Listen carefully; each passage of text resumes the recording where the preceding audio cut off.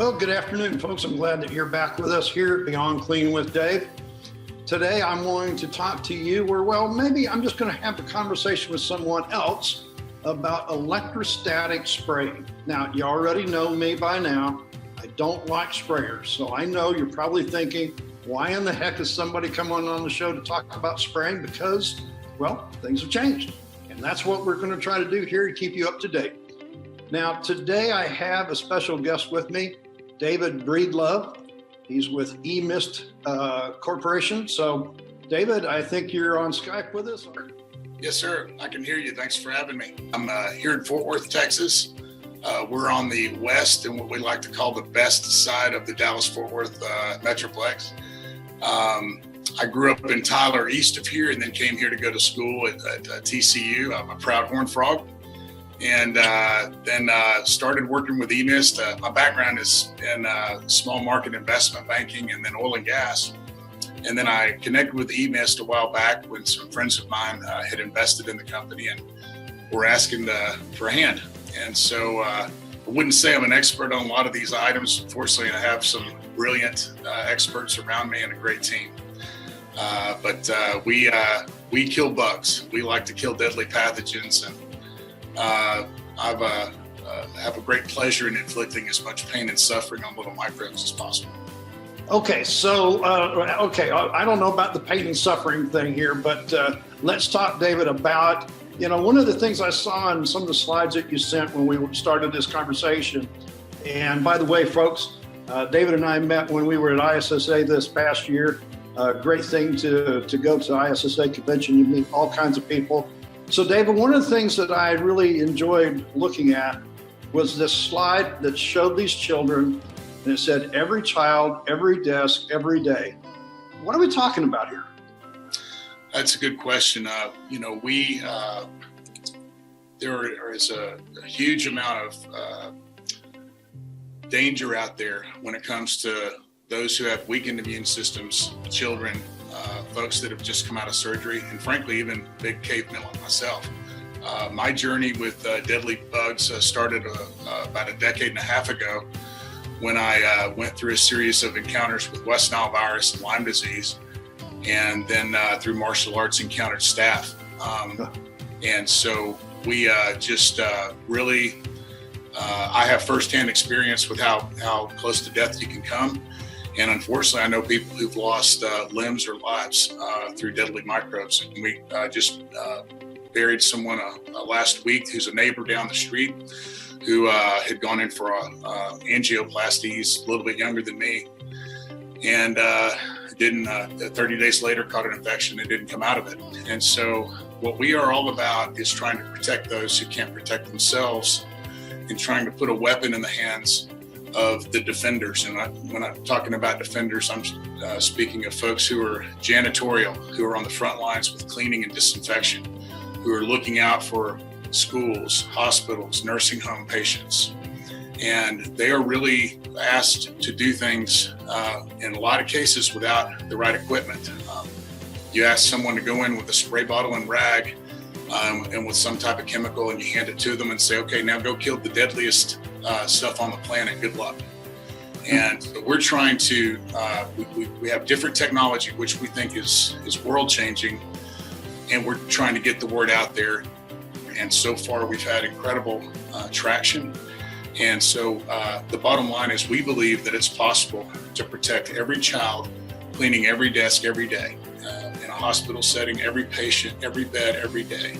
It is cost effective to powder coat or wrap coat surfaces with the right kind of chemistry and to protect people and to reduce the bacterial load and also reduce the transmission between folks that are infected. Okay, so I'm going to follow up that a little bit because you said certain things that I really hear, and that's, we wrap the infectious organism.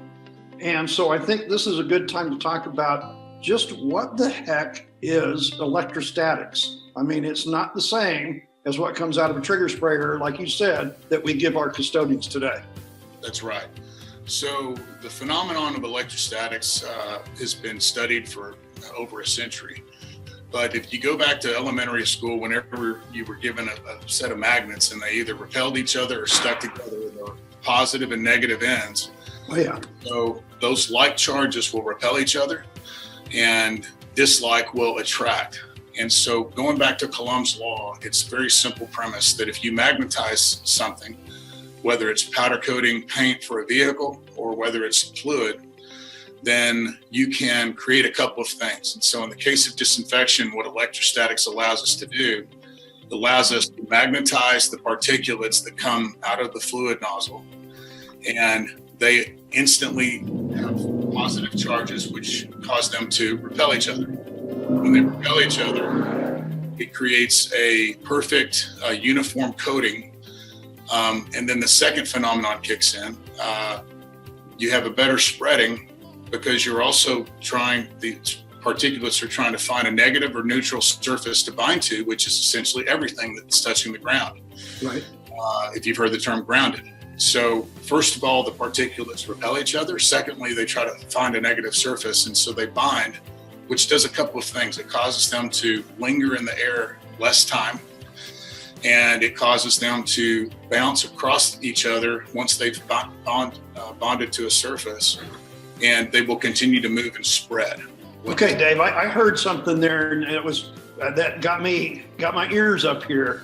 You said the disinfectant lingers in the air for a shorter period of time. That means that I'm not breathing it in. It's going on the surface where we want it instead of in my nose where I don't want it. That's right.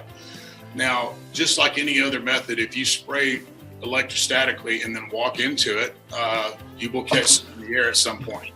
Well, yeah. I only say that because I've done that. Okay, I'm not going to go there. So there is a little bit of operator error that can be done with anything. That's right. So the key is training, teaching, which is what we're big on. We really won't sell a unit to anyone unless we have the opportunity to train their staff on how to use it properly. But what you're saying here, though, is we're going to get a more uniform coating on the surface where the bugs are. And you also said they jump from one to the other? Well, the pathogens will move from place to place in a couple of ways. They're waterborne, airborne, or through a physical host. And I'm oversimplifying here, so for all the scientists in the room, just bear with me. But well, you got to understand, you're talking to me, so simplify, please. All right. So we want to do a couple of things. We want to break we want to break the chain of pathogen mobility by spraying effectively. We wrap coat the surface with our system. You can get 360-degree wrap coating without line of sight. What that allows you to do is to wrap cylindrical and non-uniform surfaces and seek cracks and crevices where you will get a powder coating, and then it'll continue to move on. So it's very important to understand that in order to break the chain of pathogen mobility, we actually have to make sure we're not touching it and spreading it. To get the kill times on a lot of these chemistries that are used in the marketplace, it takes anywhere from 4 to 10 minutes of dwell time to kill things like C. diff, norovirus, MRSA, and flu. And so if you spray it and then do what we typically do, including myself up until about a year ago, we spray it and then we wipe it off, and we actually are transmitting that somewhere else before the kill time has happened.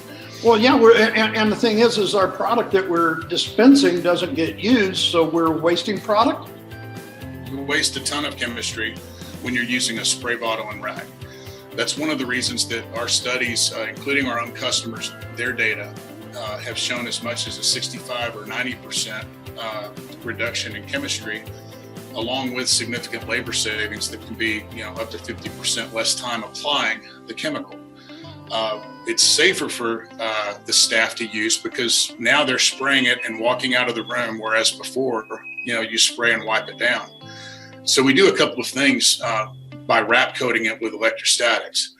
You reduce the transmission likelihood because there's nothing taking a physical touch, a touch point from one space and then dragging it into another.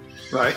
And then you also protect your users of the equipment because they're not coming into contact with as much chemical, and certainly more likely they're not going to touch pathogens, even with PP&E.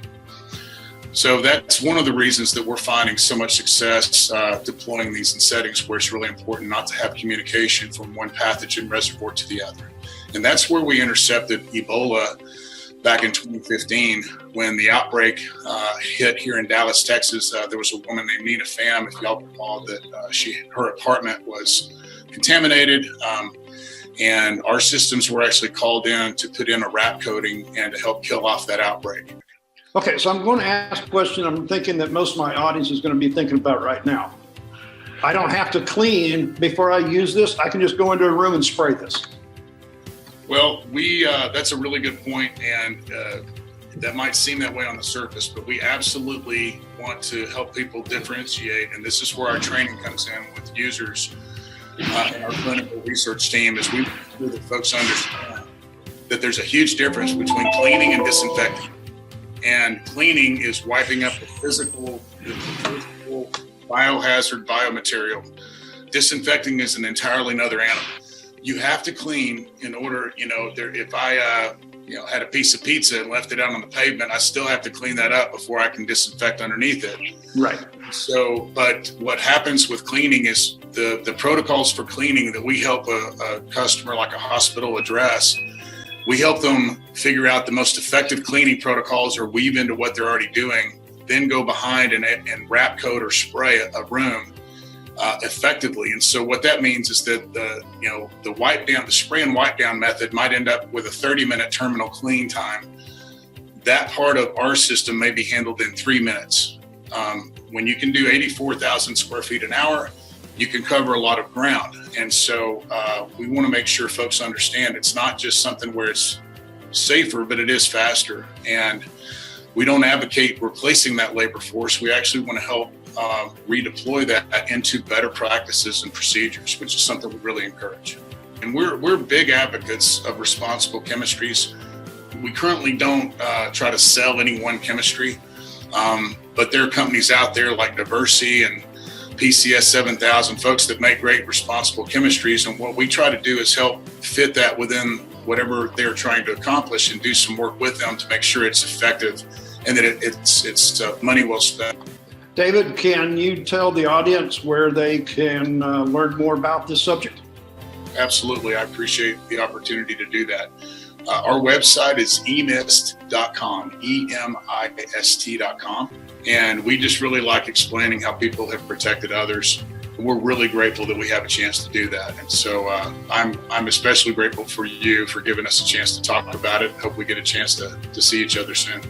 I appreciate your time this afternoon, and I'm sure our audience will make use of some of the information, and I hope that we'll have you again on the show. That is beyondcleanwithdave.com. So until next time, folks, remember my mantra. I'm a janitor and I save lives.